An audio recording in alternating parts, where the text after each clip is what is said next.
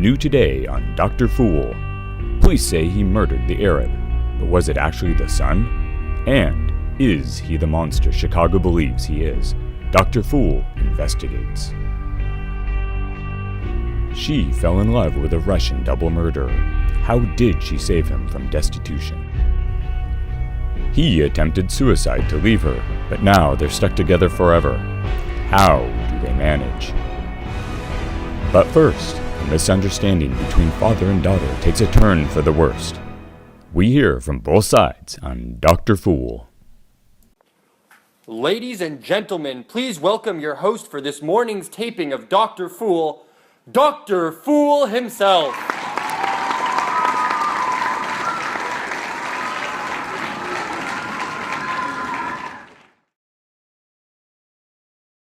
When King Lear decided to split up his land, there were many mixed reactions among the family members. They betrayed me and all my love for them. What I wanted from them was their love, and I was down to give them all my land. But all they did was repay me with nothing but hatred and unkindness. It was a very kind gesture of him. To be honest, I kind of expected this to happen. He had to give away his land sometime as he was getting very old. And it was only natural for him to split up evenly among his daughters. Sir, I love you more than words can wield the matter. Dearer than eyesight, space, and liberty. Beyond what could be valued, rich or rare, no less than life, with grace, health, beauty, honor, as much as child e'er loved or father found, a love that makes breath poor and speech unable. Beyond all manner of such, I love you.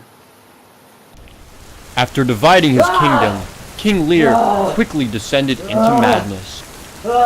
You heavens, give me that patience I need. You see me here, you gods, a poor old man, as full as grief as age, wretched in both. It'll be you that stir these daughters' hearts against their fathers. Fool me not so much to bear it tamely. Touch me with the noble anchors, and let me, the woman's weapon, water drops, stain my man cheeks. No, you unnatural hags, I will have no such revenges on you both, that all the world I will do such things. What they are, yet I know not. But they shall be the terrors of the earth. You think I'll weep? No, I'll not weep. I have full cause of weeping, but this heart shall break into 1,000 flaws, or ere I'll weep. Oh, fool, I should go mad.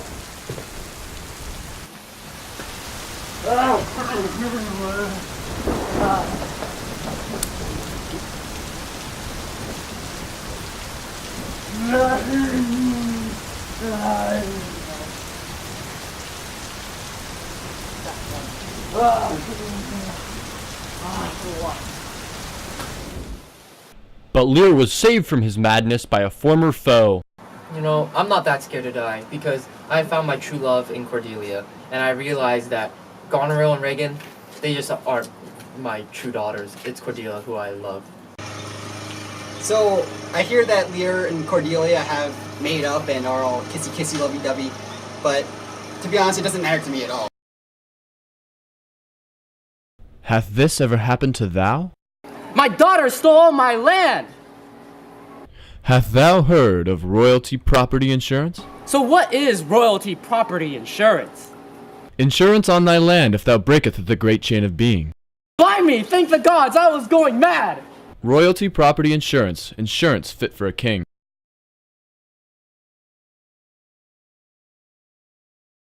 For Raskolnikov, it was his horrible living conditions and destitution that led him to murder.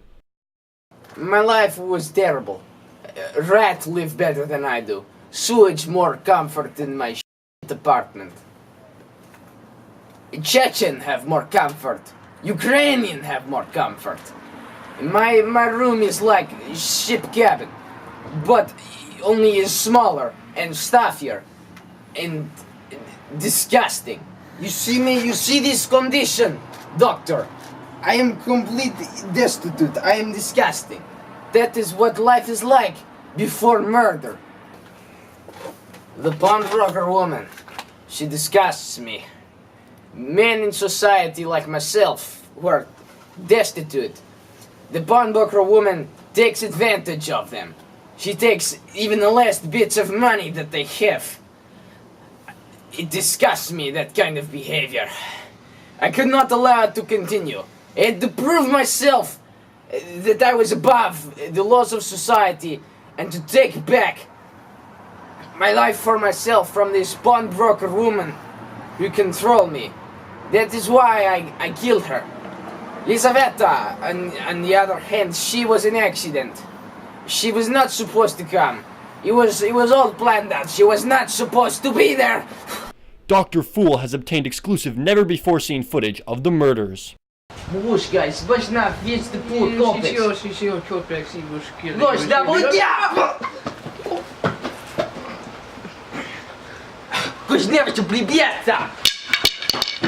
Raskolnikov's redemption began with a chance meeting. I do not know why I went into bar. It was strange urge, like a need for human companionship, one I did not feel for a long time. In bar, I listened to a man named Marmeldov. He told me about his struggle, about being a fat piece of garbage, going through life drunk as a civil servant. That is like way worse than my life, because he let down children and not just himself. One of his children, she named Sonya. I met Mr. Raskolnikov after my father. He was a public servant. He got drunk a lot, and one day he said he met this guy named Raskolnikov who gave us some money, and I really liked Mr. Raskolnikov because I could tell that he was a very generous man deep down, and that he had faith and that he cared deeply. When Rodya admitted to murdering the pawnbroker lady and her sister, my good friend Lizaveta, I was very surprised at the start because Raskolnikov, I come to trust him, but I realized that deep down he was a man of good character, good morals, and I had to trust him because I needed to show him the way of God. I kept my trust in him and hoped that he would turn out good because I knew deep down he was. She has this love for me, this supreme love in which I find my redemption for killing the pawnbroker woman and Lizaveta.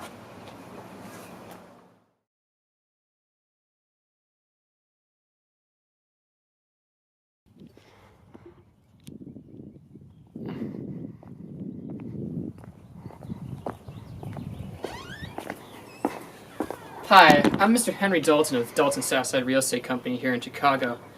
I've worked in the real estate business for 30 years, and I've been doing my best to make people's dreams become a reality. And this is my crib.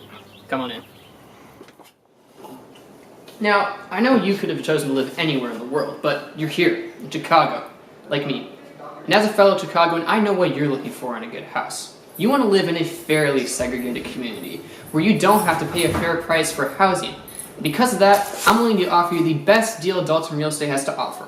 Let me show you to my model pantry, apartment over here. This wonderfully spacious apartment can be all yours for only double market value. Because we're Dalton Real Estate Company. Because we care. While your first apartment may not seem like much, I promise you that if you work hard, cross your T's and dot your I's, you will achieve your American dream. And one day, you too can have a view like this.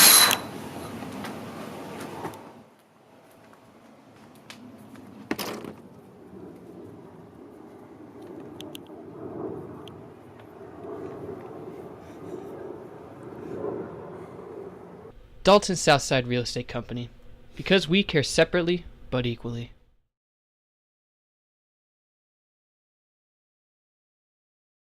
While Bigger and Meursault's backgrounds may be different, their stories are eerily similar.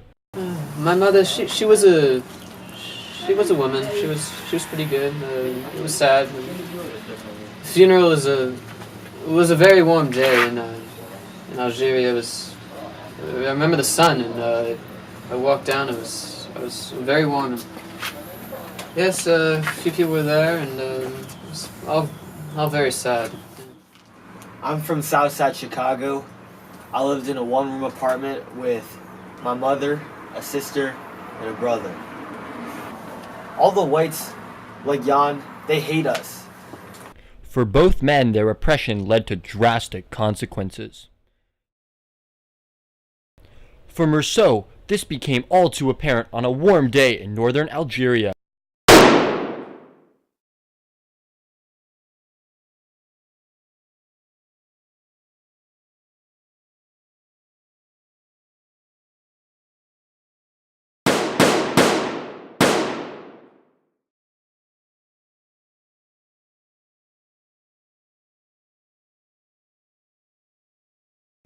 Bigger's oppression, similar to Meursault, led him to murder.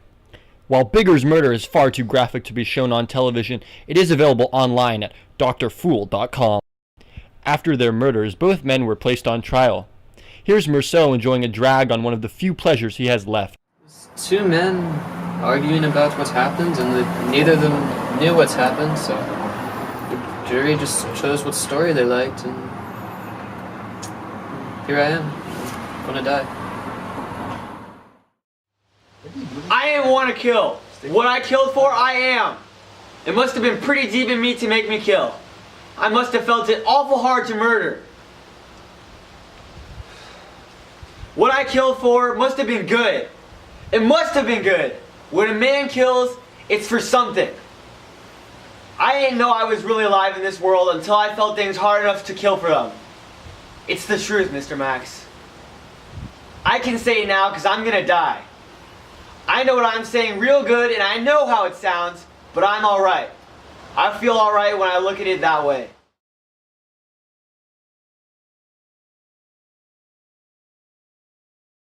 My name's Ethan Frome. I got some lumber. Buy my lumber. Help keep my farm afloat. Ask me about the price in person.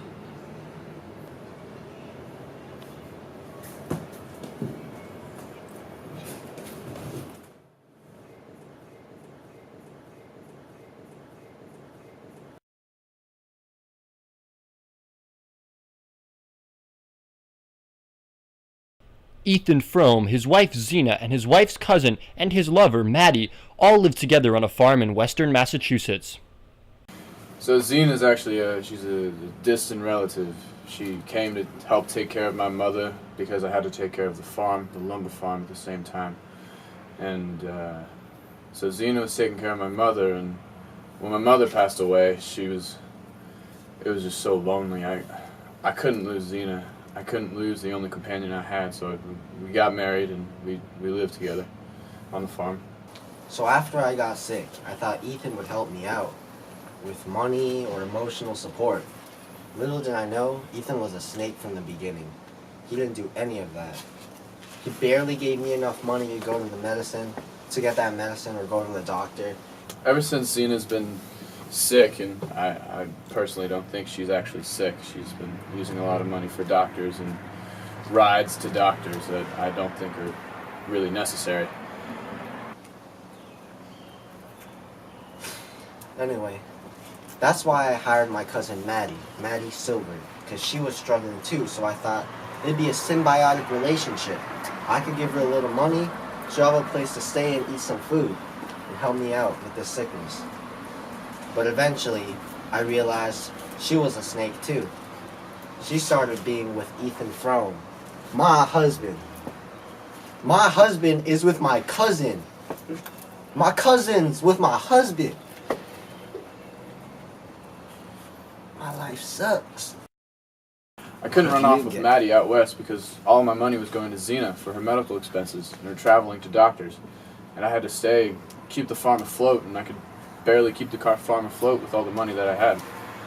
So I literally did not have the money to travel out west with Maddie.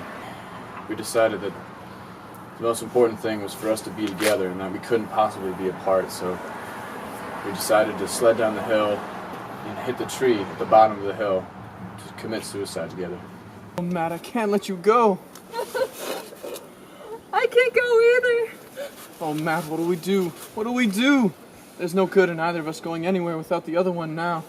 Ethan, take me down again, so that we never have to come back up. What on earth do you mean? Right into that big elm down there, so that we never have to let each other go again. You're crazy. I'm not crazy. But I will be if I leave you. Ethan, where will I go?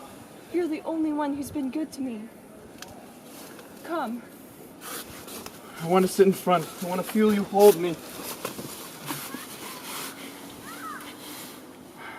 I'm pretending.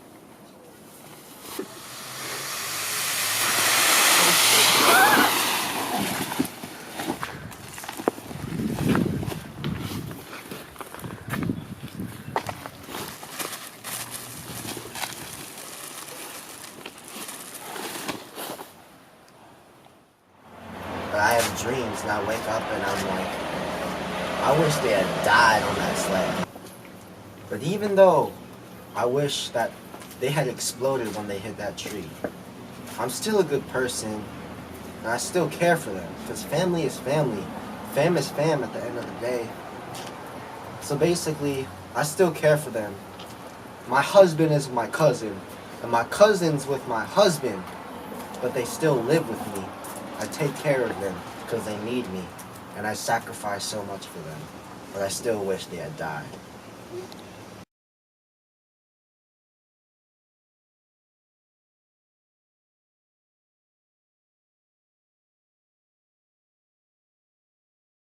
So tell me, now that you're going to be executed, how do you feel? How does this impact you? It is the same as it was before. Does it bother you at all in your mind? No, it's absurd like everything else. Okay. It's okay, man. Here, when you get executed, just remember, it'll be completely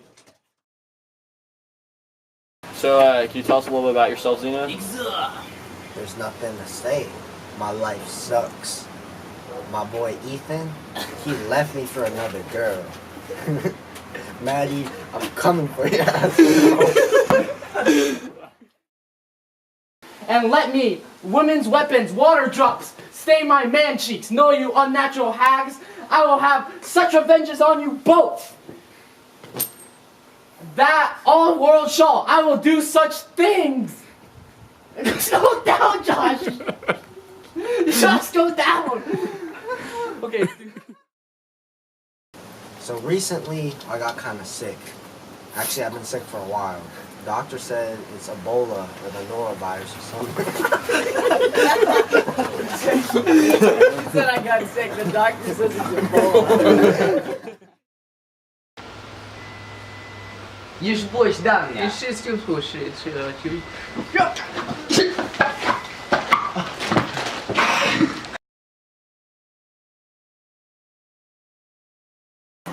My name's Zenobia. Xenophobia, like name. Zeena for short. I'm representing Western Massachusetts. Today I want to talk about my life. I was sick recently. A little bit sick. Actually, not a little bit, and not recently. I've been sick for a really, really long time. Sorry. Sorry.